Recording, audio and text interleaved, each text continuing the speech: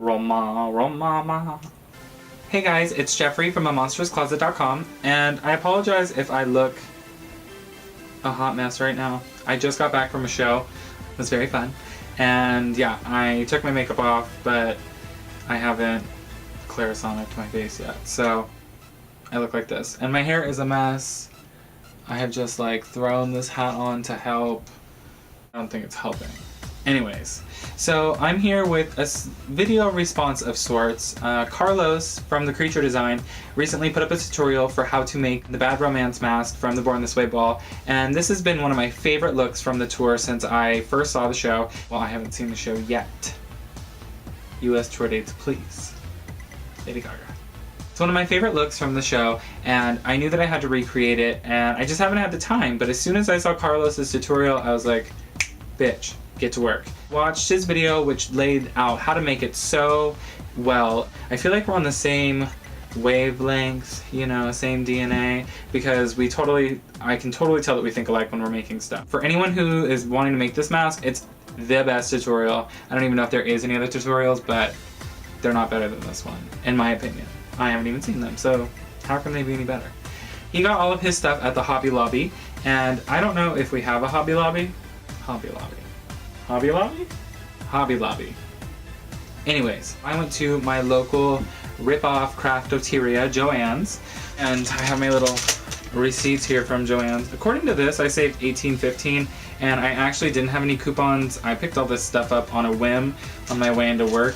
Like I said, I was on my phone and I saw Carlos's tutorial and I was like, I have to make this. The things that I picked up at Joann's was the same clay that Carlos used. Mine was $10. Ooh, the sucker is heavy. I like to carry around a little arm cart when I'm shopping, and this was not the first thing that I should have put in my cart, I'll tell you that. After the clay, we have our batting. Ta-da! That was on sale, regularly $15.99, $7.99. The material I used for my horns is I don't know what this is. Lexus. It was really expensive. So this was half off, and at half off it was $17.49 a yard, so 35 bucks regularly a yard. And this wasn't with the regular fabric. I found this over with the interior home design fabrics. This was with the kitchen stuff, I believe. But it's not like, I don't know what it is. Anyways, I got this because I wanted it to look like leather.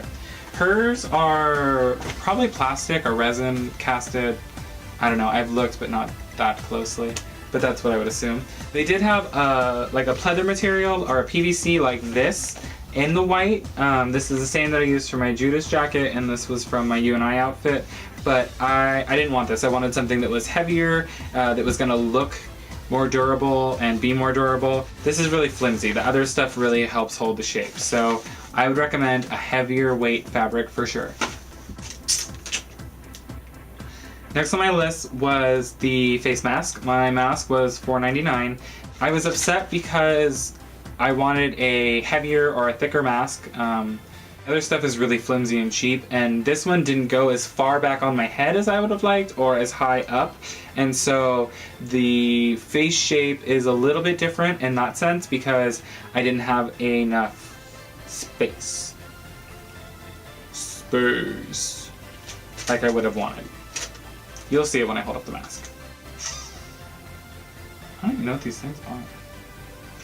Next up on my list is Assorted circle cutouts, and it was $3.99. The wooden piece you're going to want to put in the bottom of your horn to make it finished and tough. They didn't have just single circles in that size that I was looking for to fit on the particular mask that I got, and so I had to buy this whole bag for $3.99, and I mean, I won't say never, but I don't know what I'm going to use these for. I'm actually thinking about just stapling it back up and returning it to you, Joann Fabrics. So I didn't feel like cutting out apples like Carlos's brave ass. He's got some time on his hands, girl. Last up is our wire. This wire is a 12 gauge wire. I don't know if you can see that, but yeah, it's a 12 gauge wire and it's pretty bendable. So you're gonna wanna go ahead and measure out how long you want it, twist the horn up and see what the best length is for you, and then you can use that as a template on your fabric. I also use this. This is a thicker, more heavy duty wire that I already had, and this was from Lowe's. I don't know how much it was or when I got it, but I wrapped 2 of these with the 1 of these because it just makes it stronger and more sturdy inside. Now you're also going to want to get some Modge Podge. I already had Modge Podge. I always have Modge Podge. This is great. It works for many things. I use this on my Louis Vuitton Gaga purse. I use this to make my glitter shoes. I use this on, what else? Do you like how I'm looking around to see what else in here? But everything. So this is my mask in its current state. I hope you guys can see that. I have all of the face sculpted and painted. I have the wire across the eyes and the horns attached. I still need to put another couple screws through the horns, and then I'm going to shape them, and I need to attach my elastic for the to keep it on my head. So what I did was I sculpted my mask. I cut out all of the edges that I wanted taken off, and I took off less to start with. I also traced my outline on here just like Carlos recommends in his video, so I knew precisely where I wanted to cut it. I used an X-Acto knife. Also cut my eye slits the same way, and I did do a little bit of a V in the top, but nothing on the sides because my mask was, like I said, too small. Once I had my mask cut out, I went ahead and started sculpting all of my facial pieces. They're a little bit different in shape. I actually didn't have a picture of Gaga around when I was doing it. I mean, I had one on my phone, but once I had clay on my hands, I couldn't really turn it on. So I kind of just went from memory. Built up a couple layers of clay, and I really got it smooth around the edges because you don't want to see any of those lines really. You want it to be smooth as if that's how the mask is actually molded. So you're going to want to take your time with the water and the clay around the edges and everything and smooth it out. Once that clay has completely dried, you will see that it starts to lift in places, or like my one eyebrow actually just popped right off. It's okay.